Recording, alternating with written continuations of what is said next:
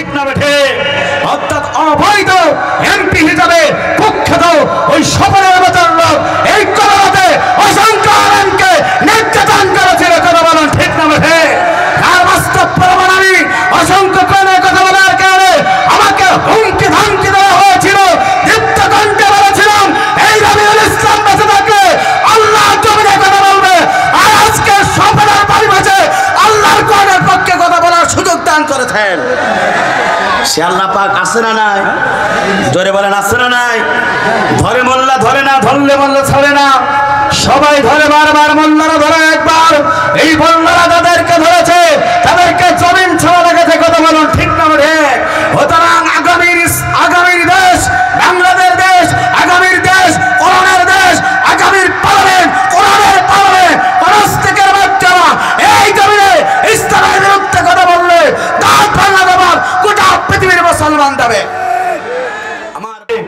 কিছুদিন আগে আমরা দেখতে পেরেছিলাম ফ্রান্সের সরকারের প্রধানমন্ত্রী ম্যাক্রো বিশ্বনবীকে নিয়ে কটূক্তি করেছিল। বাংলাদেশের তৌহিদি জনতারা টেকনাফ থেকে তেতুলিয়া, রূপসা থেকে পাথরিয়া, সুন্দরবন থেকে বান্দরবন প্রত্যেক ট্যাঙ্কসির মুসলমানেরা মাথায় কাপড়ের কাপড় বেড়ে গোটা পৃথিবীতে স্লোগান দিয়েছিল আমরা সেই নবীর উম্মত, কথা বলুন ঠিক না বেঠে? এখানে শেষ না প্রিয় বন্ধুরা, আপনার আমার নবী বিশ্বনবী আখিরি জামানার নবী, যে নবীর চেহারা দেখলে পরে এতিম সন্তানগুলো পিতা হারানোর বেদনা ভুলে যেত, যে নবীর চেহারা দেখলে পরে খোদাত্ম সাহাবীগণ খোদা নেবানো হয়ে যেত, যে নবী একবার হ্যাঁ বললে হালাল হয়ে যেত, না বললে না হয়ে যেত। সেই নবী যখন কালেমার দাওয়াত দিয়েছিল, ইসলামের দাওয়াত দিয়েছিল, জাতির লোকদেরকে জাহান্নাম থেকে বাঁচিয়ে আল্লাহর জান্নাতের পথের ঠিকানার ব্যবস্থা গ্রহণ করেছিল। ওই আবু জাহেল সরকার মিথ্যা মামলা খেয়ে দীর্ঘ 29টি মাস কারাবরণ করেছিল। কারারুদ্ধ অবস্থায় গাছের লতা পাতা পর্যন্ত চিবিয়ে চিবিয়ে খেয়েছে, বাথরুমগুলো ছাগলের নেতির মতো হয়েছে। তারপরে বিশ্বনবী কালেমার দাওয়াত থেকে 1 ইঞ্চি সরে দাঁড়ায় নাই। আমরা সেই নবীর উম্মত, কথা বলুন ঠিক না বেঠে? এখানে শেষ না প্রিয় বন্ধুরা, আপনারা নবী বিশ্বনবী আখিরি জামানার নবী এই জমিনে কালেমার দাওয়াত দেওয়ার কারণে তায়েফের মাঝে রক্তাক্ত হয়েছিল। এই জমিনে কালেমার দাওয়াত দেওয়ার কারণে উহুদের ময়দানে দান্দার উপরে শহীদ হয়েছিল। এই জমিনে কালেমার দাওয়াত দেওয়ার কারণে আল্লাহ রাসূলের মাথার হেলমেট ফেলেছিল। তারপরে বিশ্বনবী কালেমার দাওয়াত থেকে 1 ইঞ্চি সরে দাঁড়ায় নাই, কথা বলুন ঠিক না ঠিক? এই কালেমার দাওয়াত দেওয়ার কারণে আল্লাহ রাসূলের প্রিয় সোনার সাহাবীগণ তারা এই জমিনে অর্থাৎ হাত দিয়েছে, পা দিয়েছে, চোখ দিয়েছে, কান দিয়েছে, বুকের রক্ত ঢেলে জমিনকে সিক্ত করেছে। তারপর রাসূলের প্রিয় সাহাবায়ে কেরামরা কালেমার দাওয়াত থেকে 1 ইঞ্চি সরে দাঁড়ায় নাই, কথা বলুন ঠিক না ঠিক?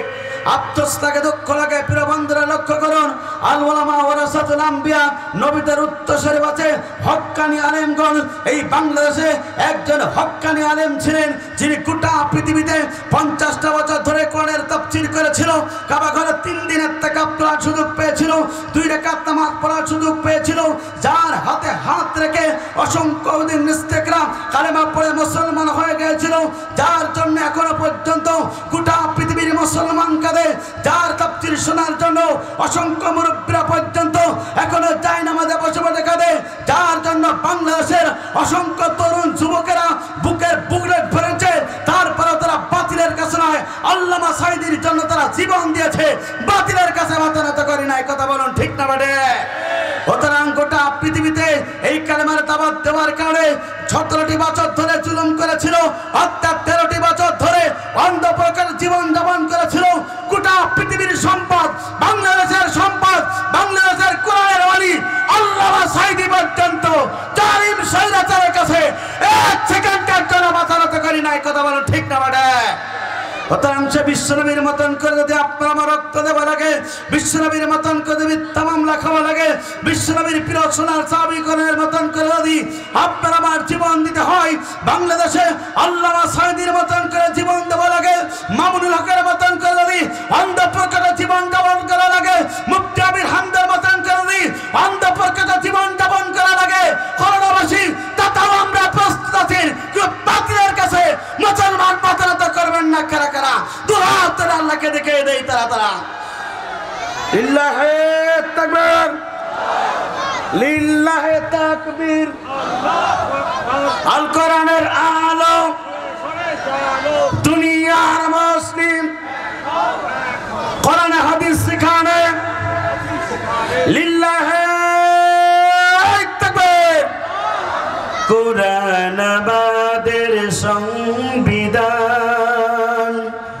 উড়াও সবাই তার বিজয় নিশানো নেতা আবাদের রাসূলুল্লাহ লা ইলাহা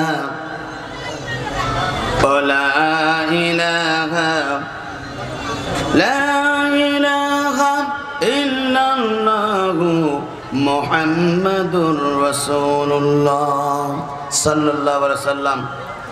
আলহামদুলিল্লাহ, বাংলাদেশের দক্ষিণ পশ্চিম অঞ্চলে অন্যতম জেলা, ইসলামী আন্দোলনের এক উর্বর পটভূমি, বাংলাদেশের ইসলামী আন্দোলনের এক উর্বর ভূমি, সাতক্ষীরা জেলার ঐতিহ্যবাহী কলোরা ইসলামী পাঠাগার ও যুব কল্যাণ পরিষদ কর্তৃক আয়োজিত আজকের এই 3 দিনব্যাপী ক্রীড়া সম্মেলন ও তাফসীরুল কোরআন মাহফিলের সমাপনী দিনের মজ্জাজ মোহতারাম সাহেবের সদর সম্মানিত সভাপতি, বয়বিরুদ্ধ জ্ঞানবিরুদ্ধ ব্যক্তিত্ব, আল্লাহ পাক কোরআনের মাহফিলের শেখ তোজাম্মেল হোসেন, আমার বন্ধুরা শেখ তোজাম্মেল হোসেন সাহেব আতানুল্লাহ ফি হায়াতি, আমরা দোয়া করি আল্লাহ পাক তার গোলামকে ইসলামের জন্য কোরআনের জন্য কবুল করুক। চিৎকার করে বলুন আল্লাহুম্মা আমিন। আজকের এই তাফসীর কোরআন মাহফিলের আমন্ত্রিত অতিথিবৃন্দ, আজকের এই কোরআনের মাহফিলে আপনাদের সম্মুখে কিছুক্ষণের মধ্যে আজকের এই মঞ্চে অলঙ্কিত করবেন সারা বাংলাদেশের নয় গোটা পৃথিবীর সবচেয়ে বড় কোরআনের সম্পদ, কুষ্টিয়া জেলার কৃতি সন্তান, আমার অত্যন্ত শ্রদ্ধ ব্যক্তিত্ব, যাকে দাওয়াত করার জন্য দীর্ঘদিন পর্যন্ত আমি অপেক্ষমান করে আজকের এই করোনার মাঠে যিনি দিনের বেলায় তাফসীর মাহফিলে কোরআনের কথা বলবেন, আমার শ্রদ্ধা ব্যক্তিত্ব, বাংলাদেশের জাকির নায়ক কথাবক্তা হযরত মাওলানা মুফতি আমির হামজা সাহেব আতানুল্লাহ ফি হায়াতি, আমরা দোয়া করি আল্লাহ পাক তার গোলামকে ইসলামের জন্য কোরআনের জন্য কবুল করুক। চিৎকার করে বলুন আল্লাহুম্মা আমিন। আমাকে সেই যশোর থেকে দাওয়াত নিয়ে আপনাদের মাঝে নিয়ে এসেছেন করোনার কৃতি সন্তান, আমার অত্যন্ত শ্রদ্ধা ব্যক্তিত্ব, কলোরা ফাজিল মাদ্রাসার সম্মানিত মুহাদ্দিস, গোটা বাংলাদেশের বক্তৃতা জগতে উজ্জ্বল জ্যোতিষ্ক, শত শত আলেমের উস্তাদ, কলোরা পাঠাগার যুব সমাজ কৈদারে মাহফিলের সম্মানিত সার্বিক পরিচালনায় আছেন হযরত মাওলানা মুহাদ্দিস আমিরুল ইসলাম বিলালী সাহেব, আল্লাহ পাক তাকে ইসলামের জন্য কোরআনের জন্য কবুল করুক। চিৎকার করে বলুন আল্লাহুম্মা আমিন। স্টেজে বসে হযরত উলামায়ে কেরাম, সামনে বসে মুরব্বী কেরাম, যুবক ভাইরা, ছোট্ট ছোট বাচ্চারা, পর্দার আমার শিক্ষিত মা ও বোনেরা, জাতির বিবেক সাংবাদিক বৃন্দ, বাংলাদেশ সরকারের প্রশাসনিক ইন্টেলিজেন্স ব্রাঞ্চের সদস্যবৃন্দ, সকলকে জানাচ্ছি হৃদয়হীন আন্তরিক সালাম। আসসালামু আলাইকুম ওয়া রাহমাতুল্লাহি ওয়া বারাকাতুহু। সে মহান রবের দরবারে দিল খোলা শুকর আদায় করি, যিনি আপনাকে আমাকে জোহরের এক মুহূর্তে দিনের বেলায় যে মনিব আপনাকে আমাকে করুণা করে, দয়া করে, মায়া করে এই তাফসীর মাহফিলে বসার সুযোগ দান করেছেন, সে মহান রবের দরবারে দিল খোলা শুকর আদায় করি। চিৎকার করে বলেন আলহামদুলিল্লাহ। দুরূদ এবং সালাম যাপন করি বিশ্বমানবতার একমাত্র অধিকারী, বিশ্ববানানীবিদ আপনার আমার নবীর অভিধর সত্তার জনবী গোটা পৃথিবীতে মানুষের তৈরি করেন, গোলামি না করে কেবলমাত্র শুধুমাত্র একমাত্র এই কালেমার দাওয়াত দেওয়ার কারণে নির্যাতিত, নিষ্পেষিত, নিগৃহীত হয়েছেন। আজকের এই তাফসীর মাহফিল থেকে সে নবীর প্রতি দরুদ আর সালাম সাহেব আলী সাল্লাল্লাহু আলাইহি ওয়াসাল্লাম মাগফিরাত কামনা করে সেসব ভাইদের জন্য যাদের জীবনটা ইসলামের জন্য দিয়েছেন, কোরআনের জন্য দিয়ে গোটা পৃথিবীতে যাদের নামগুলো স্বর্ণাক্ষরে লেখা হয়েছে, জান্নাতের সর্বশ্রেষ্ঠদের মর্যাদা দান করুক। চিৎকার করে বলুন আল্লাহুম্মা আমিন। প্রিয় করোনাবাসী, আজকের দিনের বেলায় তাফসীর কোরআন মাহফিলে আসতে পেরে খুশি না বেজার? জোরে বলেন খুশি না বেজার? কারা কারা বেজার দু হাত তুলে একটু আল্লাহকে দেখান। আপনারা তাফসীর মাহফিলে আসতে পেরে খুশি না বেজার? খুশি হতে হবে, বেজার হওয়া যাবে? জোরে বলেন যাবে না, কারণ আমরা এসেছি কোরআন শোনার জন্য। কথা বলুন ঠিক না ঠিক? এই কোরআনুল কারীমটা কার? জোরে বলেন কার? দরবের ইলাহি থেকে আপনার আমার জন্য কনস্টিটিউশন, সংবিধান, দরবের ইলাহি থেকে আপনার আমার জন্য মুক্তির পথ। এই পৃথিবীতে যত কিতাব আছে ওই কিতাব পড়লে সব হতেও পারে, না হতেও পারে, কিন্তু আপনি আমি যদি কোরআন তেলাওয়াত করি, কোরআনের মঞ্চে আসি, কোরআন শুনি, আপনার আমার দুনিয়া এবং আখিরাতে সম্মান বাড়িয়ে দেবেন। তিনি কে? জোরে বলুন তিনি কে? উপস্থিতি, মুসলমান যদি কোরআনকে যদি আঁকড়ে ধরতে পারে, এই মুসলমান দুনিয়াতেও লাঞ্ছিত হবে না, আখিরাতেও লাঞ্ছিত হবে না। কিন্তু মুসলমানের ঘরে জন্মগ্রহণ করে যদি আপনি আমি এই কোরআনের বিপক্ষে চলি, ইসলামের বিপক্ষে চলি, আপনি আমি যদি এই সমাজে আল্লাহর কোরআনের রাজ কায়েম হোক এটা যদি আপনি আমি সন্তুষ্ট চিত্রে মেনে নিতে না পারি, পরকালে আল্লাহর দরবারে জান্নাত পাওয়া যাবে না, বরঞ্চ ওই কোরআনের মামলা খেয়ে আপনাকে আমাকে জাহান্নামে চলে যাওয়া লাগতে পারে। কথা বলুন ঠিক না বেঠিক? উপস্থিতি, এই জন্য আপনাদেরকে বলতে চাই, এসেছি কোরআন শোনার জন্য। হেদায়েত যদি পেতে চান, এই দুনিয়াতে সুখী শান্তি যদি থাকতে চান, কোরআন ছাড়া পৃথিবীতে অন্য কোনো কিতাব মানলে শান্তি পাওয়া যাবে না। কথা বলুন ঠিক না বেঠিক? এই জন্যে বাঁচবেন যতদিন আল্লাহ কোরআনের পক্ষে থাকতে হবে ততদিন, বাঁচবেন যতদিন রসুলের আদর্শ বাস্তবায়ন করে, রসুলের আদর্শ জীবনে বাস্তবায়ন করে যদি পুঙ্খানুপুঙ্খানুভাবে কোরআন এবং হাদিস মোতাবেক যদি এই জীবন যদি করতে পারেন, দুনিয়াতেও সম্মানিত হবেন, আখিরাতেও সম্মানিত হবেন। কথা বলুন ঠিক না বেঠিক? এই জন্য আপনাদেরকে বলতে চাই, উপস্থিতি, আমি আপনাদের সম্মুখে কয়েকটা মিনিট একটু কোরআনের কথা বলতে চাই। যেহেতু মেহমান চলে এসেছেন, কিছুক্ষণের মধ্যে আমাদের মঞ্চে চলে আসবেন। আমার বন্ধুরা, এই কোরআন যুগে যুগে এসেছিল নয়, এই কোরআন এসেছিল 23টা বছর ধরে আপনার আমার জন্য এই কোরআন এসেছিল। সুতরাং যারা এই যুগে নয় গোটা পৃথিবীতে যারা কোরআনের পক্ষ ছিল তাদেরকে সম্মানিত করেছেন তিনি কে? জোরে বলুন তিনি কে? আপনি ইতিহাস প্রমাণ করে দেখেন, এই পৃথিবীতে দ্বিতীয় খলিফা নাম তার ছিল ওমর রাদিয়াল্লাহু তাআলা আনহু। প্রাথমিক যুগে তিনি ইসলাম কবুল করতে পারেন নাই। সে ওমর রাদিয়াল্লাহু তাআলা আনহু, সকলে এই ঘটনা জানি, বিশ্বনবীকে হত্যার জন্য বাড়ি থেকে বের হয়েছিলেন। প্রতিমধ্যে তার বোন এবং ভগ্নিপতির ইসলাম গ্রহণ করার এই ঘটনা তার বন্ধু নাইমের কাছ থেকে তিনি জানতে পেরেছিলেন, যার কারণে তাদের বাড়িতে গিয়েছিলেন, তাদের উত্তপ্ত পরিমাণ তাদেরকে পিটাইছে, রক্তাক্ত করেছে। এই কোরআন তেলাওয়াত শোনার কারণে ওমরের মনটা গলে গেল। সেই ওমর ইসলাম কবুল করলো, কালেমা গ্রহণ করলো, ওয়াদ্দ জাহানের প্রেসিডেন্ট আল্লাহ পাক তাকে বানিয়ে দিলেন। শুধু এখানেই শেষ নয়, মৃত্যুর পূর্বে ওমরকে আল্লাহ পাক এতটাই সম্মানিত করেছে, জান্নাতি হিসাবে মৃত্যুর পূর্বেই তাকে ঘোষণা দিয়েছে। চিৎকার করে বলেন আল্লাহু আকবার। আমার বন্ধুরা, এই জন্য কোরআনের পক্ষে, ইসলামের পক্ষে থাকার দরকার আছে না নাই? আমার বন্ধুরা, তাহলে লক্ষ্য করুন, আপনি যদি এই কোরআনের পক্ষে থাকতে পারেন, আপনি যদি ইসলামের পক্ষে থাকতে পারি, আপনি যদি বিশ্বনবীর পক্ষে থাকতে পারি, আপনি যদি আল্লাহর কোরআনের পক্ষে থাকতে পারেন, তাহলে এই জগতে আল্লাহ পাক আপনাকে সম্মানিত করবে। আমার বন্ধুরা, তাহলে লক্ষ্য করুন, যুগে যুগে যত কিতাব এনেছেন, সমস্ত কিতাবের চেয়ে মহাগ্রন্থ আল কোরআন কারীমটা আল্লাহর কাছে সবচেয়ে দামি। সেই মহান রব ঘোষণা করছেন, বান্দা শুনে রাখো, আমার পক্ষ থেকে দরবের লাইনেই থেকে মানব জাতির জন্য হেদায়েতের কিতাব গেল, সেই কিতাবের নাম হচ্ছে কোরআন। সুতরাং যে জাতি কোরআন পেয়ে গেল আর আল্লাহর প্রতি খুশি হয়ে গেল, আল্লাহ রাব্বানি বলেন এই পৃথিবীর সবচেয়ে সেরা সম্পদটা তারা পেয়ে গেল। একবার জোরে জোরে বলুন আল্লাহু আকবার। এটা আমার কথা না, মহাগ্রন্থ আল কোরআনুল কারীমের কথা। আল্লাহ পাক বলেন, কুল বিফাদলিল্লাহি ওয়া বিরহমাতিহি ফাবিযালিকা ফালইফরাহু হুয়া খায়রুম মিম্মা ইয়াজমাউন। আল্লাহ পাক বলেন, ধর্মের লাই থেকে মানব জাতির জন্য যত বরকত আসলো, ধর্মের লাই থেকে মানব জাতির জন্য যত কল্যাণ আসলো, সবচেয়ে বরকতপূর্ণ কিতাবের নাম আছে আল্লাহর কোরআন। সুতরাং মুসলমান যদি সেই কোরআনকে যদি আগলে ধরতে পারে, এই কোরআনকে তারা বাস্তব জীবনে যদি মানতে পারে, এই কোরআনকে আল্লাহর জমিনে রাজ কায়েমের জন্য যদি এই কোরআনের পক্ষে থাকতে পারে, মহান রব বলেন আমার পক্ষ থেকে যত বরকত চলে গেল, আমার পক্ষ থেকে মানব জাতির জন্য যত রহমত চলে গেল, তার এক নম্বর রহমতপূর্ণ কিতাবের নাম আছে আল্লাহর কোরআন।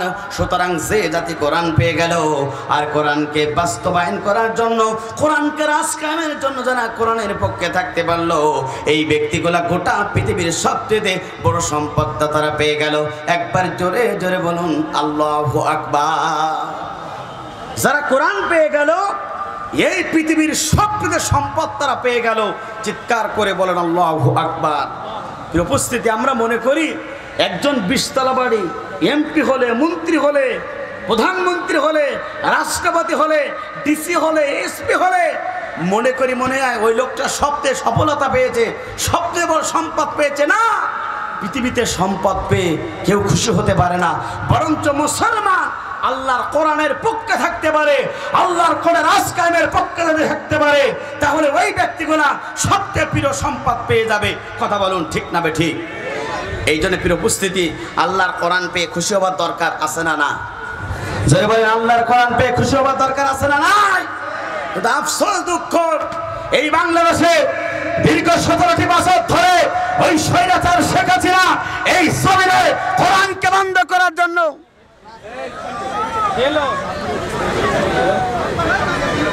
ভাই আছে। হ্যাঁ, চলে আসছে। ওটাকে ডাইরেক্ট নিয়ে আসলেন বলে মঞ্চে নিয়ে আসছে।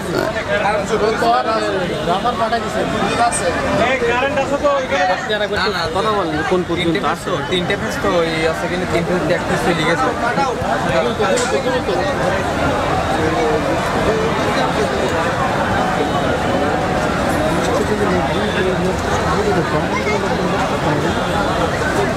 সেভাবে এখনই দেন সব তুলে আসলে হবে।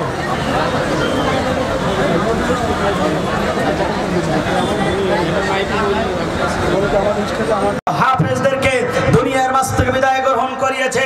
আমরা দেখতে পেরেছি এই কোরআনের কথা বলার কারণে আল্লামা সাঈদীকে মিথ্যা মামলা দিয়ে দীর্ঘ 13টি বছর ধরে অন্ধ প্রকাশ্যে জীবনযাপন করিয়েছে। কথা বলুন ঠিক না বেরে?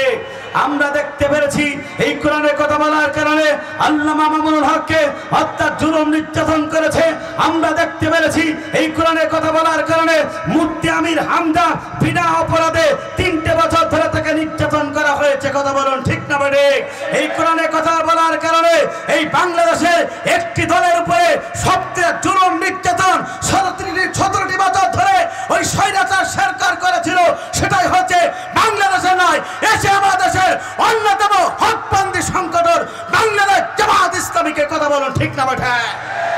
আমার বন্ধুরা, সুতরাং জমিনে যারা, আল্লাহর জমিনে যারা ইসলামের বিরুদ্ধে কথা বলবে, কোরআনের বিরুদ্ধে যারা থাকবে, এই জমিন থেকে যারা কোরআনের বিপক্ষে থাকবে, এই জমিন থেকে যারা কোরআনকে উৎখাত করার জন্য চেষ্টা করবে, যুগে যুগে যারা এই পৃথিবীতে কোরআনের বিপক্ষে ছিল, আল্লাহ পাক তাদেরকে লাঞ্ছিত, অপমানিত করেছে। 17টি বছর ধরে কোরআনের বিপক্ষে অবস্থান করার কারণে আল্লাহ রাব্বুল আলামিন এই জমিন থেকে সারিবিহীন ভারতে পাঠিয়ে দিয়েছে। সে আল্লাহ পাক আছে না নাই? জোরে বলেন আছে না নাই? আমার বন্ধুরা, সুতরাং আপনাকে আমাকে ইসলামের পক্ষে থাকতে হবে, কোরআনের পক্ষে থাকতে হবে। এই কোরআনের পক্ষে থাকার কারণে যুগে যুগে আপনাকে এই পৃথিবীতে ঈমানের পরীক্ষা দিয়েছিল। এই কোরআনের পক্ষে থাকার কারণে অসংখ্য পয়গম্বরকে এই দুনিয়ার মাঝ থেকে বিদায় গ্রহণ করা লেগেছিল। এই কোরআনের পক্ষে থাকার কারণে অসংখ্য পয়গম্বরদেরকে আগুনের ভিতরে নিক্ষেপ করা ছিল। তারপর একজন পয়গম্বর, একজন কোরআনের কর্মীরা আল্লাহর কাছে যারা বাতিলের কাছে মাথা নত করি নাই। এই জন্যে ইসলামের পক্ষে, কোরআনের পক্ষে থাকবে যারা, দুনিয়া এবং আখেরাতে সম্মানিত হবে তারা। কথা বলুন ঠিক না বেঠিক? আমার বন্ধুরা, তাহলে লক্ষ্য করুন, আমি যে বিষয়ের উপর আপনাদের সম্মুখে কোরআন থেকে কথা বলতে চাই, বিষয়টা যে বিষয়ের উপরে নির্ধারণ করেছি, যুগে যুগে যারা জালিম ছিল, যুগে যুগে যারা অত্যাচারী ছিল, যুগে যুগে যারা কোরআনের বিপক্ষে অবস্থান ছিল, যুগে যুগে যারা এই পৃথিবীতে ফিরাউনের কায়দায় চলেছিল, আল্লাহ রাব্বুল আমিন সেই ফিরাউন লোকদেরকে কিভাবে এই পৃথিবী থেকে তাদেরকে লাঞ্ছিত করেছিল, ধ্বংস করেছিল। আজকের আমার বিষয়টা হচ্ছে যুগে যুগে যারা জালিমের ভূমিকায় ছিল, আল্লাহ রাব্বুল আমিন তাদেরকে কি কি কাজ করা জমিনে করার কারণে তাদেরকে ধ্বংস করেছিল। জানার দরকার আছে না নাই? জোরে বলেন আছে না নাই? আমার বন্ধুরা, 1 নম্বর পয়েন্ট হলো, এই পৃথিবীর দ্বারা কোরআনকে উৎখাত করতে চেয়েছিল, কোরআনকে যারা বন্ধ করতে চেয়েছিল, কোরআনের মঞ্চকে যারা বন্ধ করতে চেয়েছিল, কোরআন যেখানে চালু হোক ওখানে যারা হট্টগোল করে গ্যামজাম করে যারা কোরআনের সমাজটাকে বন্ধ করার জন্য চেষ্টা করেছিল, ইতিহাস প্রমাণ করে আল্লাহ রাব্বুল আমিন তাদেরকে পৃথিবীর মাঝ থেকে ধ্বংস করেছিল। কথা বলুন ঠিক না বেঠিক?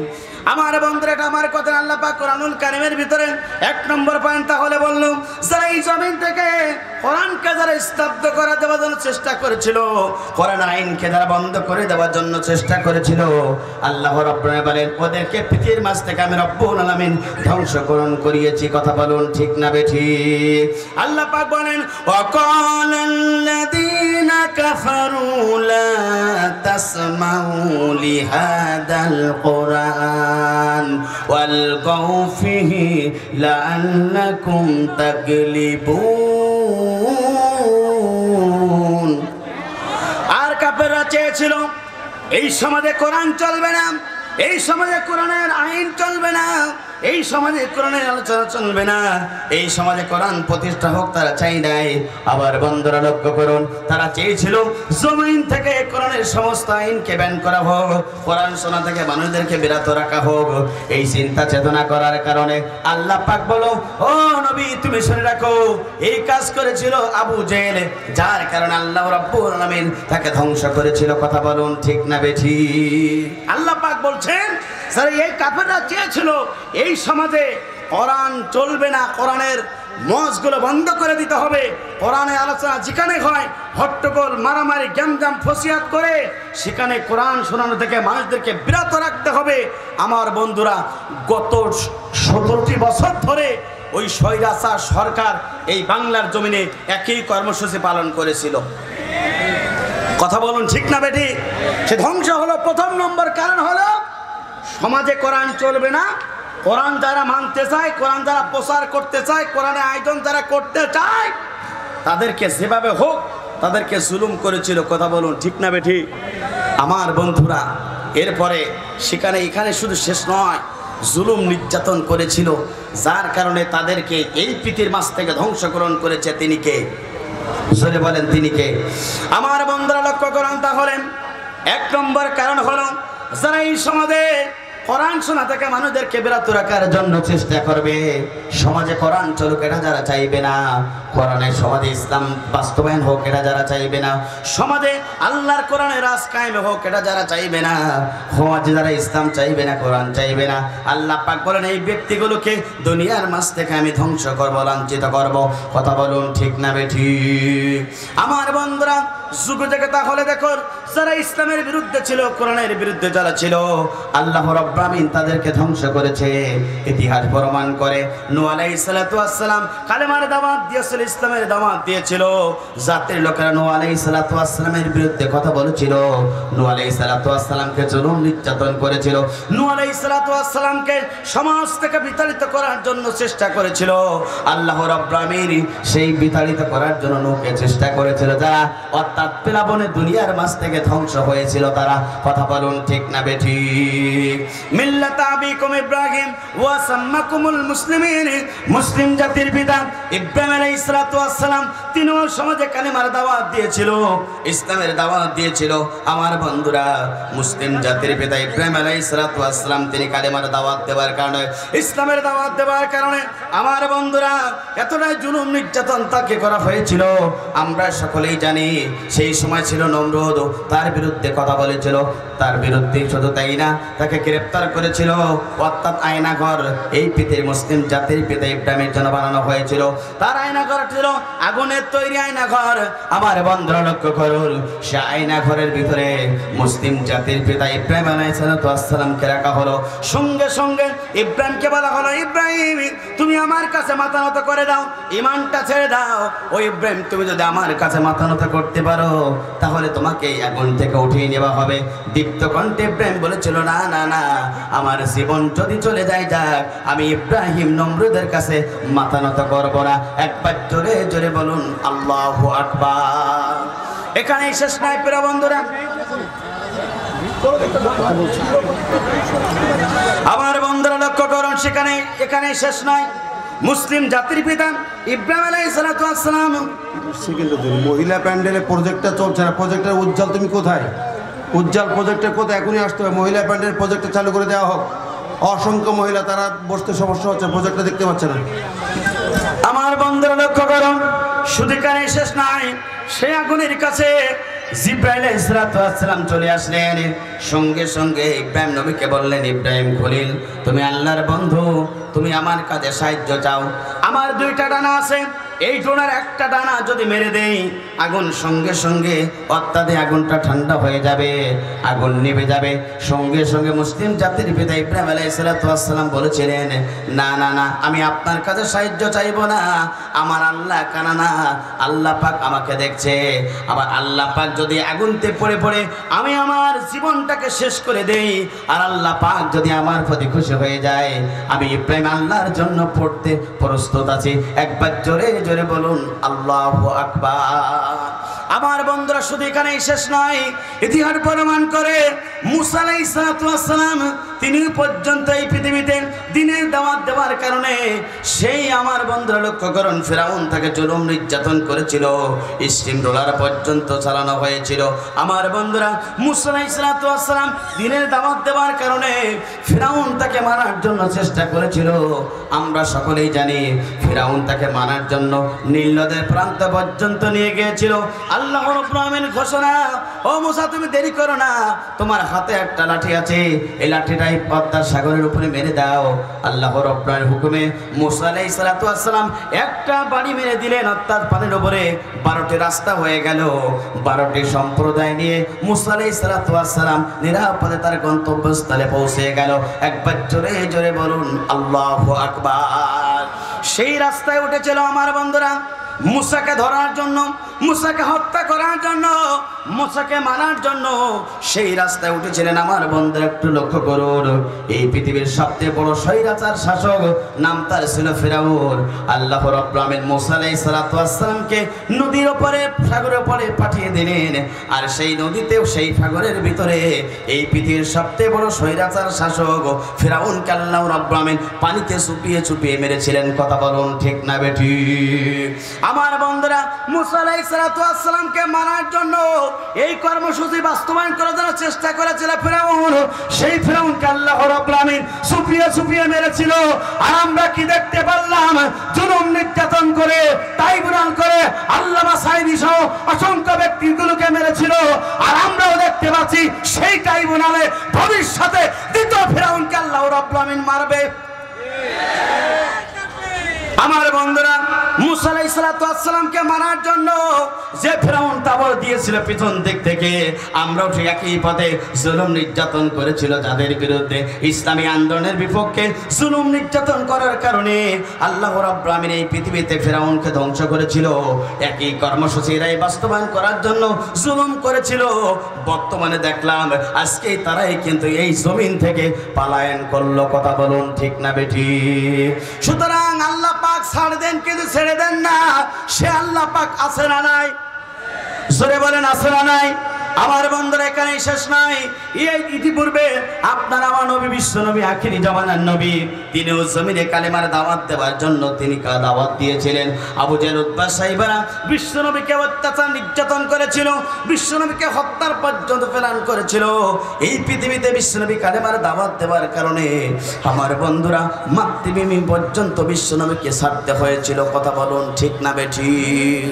আপনার আমার নবী, বিশ্ব নবী, আখিরি জামানার নবী, এই কালেমার দাওয়াত দেওয়ার কারণে তিনি মাথার হেলমেট ফেলেছেন। এই কালেমার দাওয়াত দেওয়ার কারণে তিনি মাতৃভূমি ছেড়েছেন, পিতৃভূমি ছেড়েছেন। এই কালেমার দাওয়াত দেওয়ার কারণে মিথ্যা মামলাকে দীর্ঘ 29টি মাস কারাবরণ করেছিল। এই কালেমার দাওয়াত দেওয়ার কারণে, আল্লাহর জমিনে কালেমার প্রতিষ্ঠার আন্দোলন করার কারণে আল্লাহ রাসূলের প্রিয় সোনার সাহাবীগণ পর্যন্ত জীবন দিয়েছিল। তারপরও তারা বাতিলের কাছে মাথা নত করি নাই। কথা বলুন ঠিক না বেঠিক? আমার বন্ধুরা লক্ষ্য করুন, বিশ্বনবী কালেমার দাওয়াত দেওয়ার কারণে আবু জাহেল তাকে মারার জন্য অনেকবার চেষ্টা করেছিল। একটা ঘটনা আপনাদের সম্মুখে বলতে চাই আমার বন্ধুরা, একটু লক্ষ্য করুন। বিশ্বনবী একদিন হঠাৎ করে কাবার চত্বর চলে গেলেন। কাবার চত্বর গিয়ে আল্লাহর জন্য 2 রাকাত নামাজ পড়ার জন্য তিনি দাঁড়িয়ে গেলেন। 2 রাকাত নামাজ পড়ার জন্য দাঁড়িয়ে যখন গেলেন, দেখলেন কাবার চত্বরের পাশে একটা জায়গায় 7 জন কাফের তারা গোল মিটিং করছেন। বিশ্বনবী নামাজে দাঁড়িয়ে গেলেন। 7 জন কাফের তারা গোল মিটিং করা শুরু হয়ে গেল। আজকে হলো সুবর্ণ সুযোগ মুহাম্মদকে মারার জন্য। যদি আজকে সুবর্ণ সুযোগটা যদি কাজে লাগাতে পারি তাহলে চিরশত্রু দুনিয়ার বাস্তবে বিদায় গ্রহণ করবে। আমরা সমাজে যা বলবো এই সমাজের লোকেরা তাই মানতে বাধ্য হয়ে যাবে। আমার বন্ধুরা লক্ষ্য করুন, আবু জেহেল সহ এই 7 জন কাফের প্ল্যান করলো। সঙ্গে সঙ্গে আমার বন্ধুরা আবু জেহেল ঘোষণা দিল, তোমরা কি র্যাঙ্কিং পেতে চাও? সঙ্গে সঙ্গে একজন কাফের ছিল, নাম তার ছিল উকবা ইবনে আবি মুইত। উকবা ইবনে আবি মুইত হাতটা উঁচু করে বললেন, নেতাজি আপনি কর্মসূচি ঘোষণা করুন, আমরা বাস্তবায়ন করে দেব। সঙ্গে সঙ্গে উকবা ইবনে আবি মুইত যখন এই কথা বললেন, আবু জেহেল বললেন, শুনে রাখো উকবা ইবনে আবি মুইত, গত 3 দিন পূর্বে এমন একটি জায়গায় একটা উটকে জবাহ করা হয়েছে, উটের সমস্ত নাড়ি বুড়ি ঘোড়া এই জায়গায় রাখা হয়েছে। উকবা ইবনে আবি মুইত শুনে রাখো, এই সমস্ত উটের নাড়ি বুড়ি ঘোড়া নিয়ে আসবে। এরপরে যে সময় আব্দুল্লাহর বেটা মুহাম্মদ সিজদা অবস্থা থাকবে, তার পিঠের উপরে সমস্ত উটের নাড়ি বুড়ি পর্যন্ত তুমি ছেড়ে দেবে। উটের নাড়ি বুড়ি ছেড়ে দেওয়ার পরে মুহাম্মদ দুনিয়ার মাঝে বিদায় গ্রহণ করবে। মুহাম্মদ দুনিয়ার মাঝে বিদায় গ্রহণ করবে যখন, আমাদের চিরশত্রু দুনিয়ার মাঝে বিদায় গ্রহণ করবে যখন, আমরা এই সমাজে তখন টিকে থাকতে পারবো। আমার বন্ধুরা এই কথা শোনার পরে উকবা ইবনে আবি মুইত চলে গেলেন উটের নাড়ি ভুড়ির কাছে। সমস্ত উটের নাড়ি ভুড়ি সব নিয়ে আসা হলো। আপনার আমার নবী বিশ্ব নবী আখিরি জামানার নবী, তিনি যখন সেজদা অবস্থায় ছিলেন, সমস্ত নাড়ি ভুড়ি গোলা বিশ্ব নবীর পিঠের উপরে চাপাই দেওয়া হলো। বিশ্বনবী ওই সিজদা অবস্থায় সিজদা থেকে আর উঠতে পারে না, বুকটা শুকিয়ে গেল, চোখ দুটো রক্তিম বর্ণ হয়ে গেল। আপনার আবার নবী বিশ্বনবী আখেরি জামানার নবী এই জমিনে কালেমার প্রতিষ্ঠার জন্য কত কষ্ট করেছে। বিশ্বনবী আপনার আমার জন্য নবী, যে নবী কোরআনের প্রতিষ্ঠার জন্য কত জুলুম নির্যাতনের শিকার হয়েছে। আমার বন্ধুরা লক্ষ্য করুন, বিশ্বনবী সিজদা থেকে উঠতে পারে না, চোখ দুইটা রক্তিম বর্ণ হয়ে গেল। বিশ্বনবীর পিঠের উপরে উঠার নাড়ি বলি আল্লাহ রাসূলের চোখ দিয়ে পানি পড়ে। এই হাদিসটি তিনি বর্ণনা করেছেন। আব্দুল্লাহ ইবনে মাসউদ রাদিয়াল্লাহু তাআলা আনহু কাবা চত্বরের পাশে দাঁড়িয়েছিলেন, কিন্তু কোনো শক্তি ছিল না তাদের পণ্য প্রতিবাদ করার জন্য। কোনো শক্তি না থাকার কারণে উকবা ইবনে আবি মুইত 7 জন কাফের তারা হাসাহাসি শুরু করে দিল। আজকে আমরাও দেখতে পেরেছি এই জমিনে ইসলামী আন্দোলনের পক্ষের মানুষগুলোকে বিপদে ফেলাতে পারলে আর মারে ফেলতে পারলে অসংখ্য ব্যক্তিরা তারাও পর্যন্ত হাসাহাসি করে। কথা বলুন ঠিক না বেঠিক? 28 অক্টোবর তার বাস্তব প্রমাণ। আগামীকাল 28 অক্টোবর 2007 সালে ঢাকার বাইতুল মোকাররমে পল্টন ময়দানে ইসলামী আন্দোলনের কর্মীরা একটা তারা জনসভা ছিল। সেই জনসভাতে মতিউর রহমান নিজামী, শহীদ আলী হাসান মুজাহিদ, আল্লামা সাঈদী পর্যন্ত সেই মাঠে বক্তব্য করেছিল। আমার বন্ধুরা আমরা দেখতে পেরেছিলাম এই কোরআনের পক্ষে কথা বলার কারণে, ইসলামের পক্ষে কথা বলার কারণে অসংখ্য ওই স্বৈরাচার সরকাররা ওই ইসলামী আন্দোলনের কর্মীদেরকে দুনিয়ার মাঝ থেকে পিটিয়ে পিটিয়ে রক্তাক্ত করে দুনিয়ার মাঝ থেকে বিদায় গ্রহণ করিয়ে এখানেই ক্ষান্ত হয় নাই, লাশের উপরে ওঠে তারা নৃত্য করেছিল। এই দৃশ্য গোটা পৃথিবীর মুসলমান দেখেছিল। 2007 সালের অক্টোবর মাসের রক্তাক্ত অক্টোবর, আগামীকাল সেই অক্টোবর মাস। আমার বন্ধুরা একটু লক্ষ্য করুন, এদেশে ইসলামের পক্ষে কথা বলার কারণে, কোরআনের পক্ষে কথা বলার কারণে অসংখ্য মুজাহিদ ভাইয়ের মা, শিপন ভাইয়ের মা, মাসুম ভাইয়ের মা পর্যন্ত তারা সন্তান হারা হয়েছে। কথা বলুন ঠিক না বেঠিক? আমার বন্ধুরা সুতরাং